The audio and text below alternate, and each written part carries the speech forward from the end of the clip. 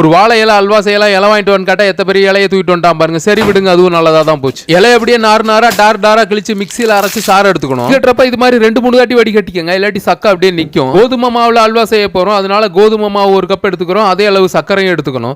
வெண்ண சக்கரை இன்னும் அதிகமா கூட எடுத்துக்கலாம். அவன் நல்லா தண்ணி அது மாதிரி கரைச்சுக்கணும், கட்டி இல்லாம. எல்லாம் நெய் ஊத்தி நட்ஸ் எல்லாம் போட்டு வறுத்து எடுத்து வச்சிடணும். முதல்ல மாவு எடுத்து அடுப்புல வச்சு கிளறிட்டே இருக்கணும். கிளறினதுக்கு அப்புறம் சர்க்கரை போடணும். அந்த இலவாசம் எல்லாம் போனதுக்கு அப்புறம் சர்க்கரை போடணும். முன்னாடியே போட்டக்கூடாது. கிண்டறத நிப்பாட்டவே கூடாது. நிப்பாட்டினீங்கன்னா அடி பிடிச்சிரும். நல்லா கிண்டிக்கிட்டே இருந்தீங்கன்னா அந்த இலவாசம் எல்லாம் போய் அப்படியே மாவு கொப்பளிக்கும். அப்ப நீங்க வந்து நெய்யை ஊத்தணும், நிறைய ஊத்தணும். அப்பதான் கோதுமை அல்வா நல்லா இருக்கும். கொஞ்சம் ஏலக்காய் போட்டு கிண்டிக்கிட்டே இருந்தீங்கன்னா ரெண்டில ஒட்டாம வரும்.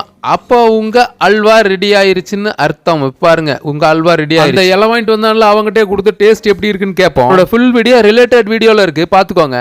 அப்படியே சப்ஸ்கிரைப் பண்ணி லைக் பண்ணி ஷேர் பண்ணீங்க. எப்படி இருக்குன்னு கேட்போம். என்னத்தை போய் கேட்கறது, அவன் சாப்பிடறத பார்த்தாலே தெரியுது நல்லா இருக்க மாட்டேங்குது. அது என்னத்தையோ கேட்பானாட்ருக்கு, அதையும் அமுத்தி விட்டுருங்க.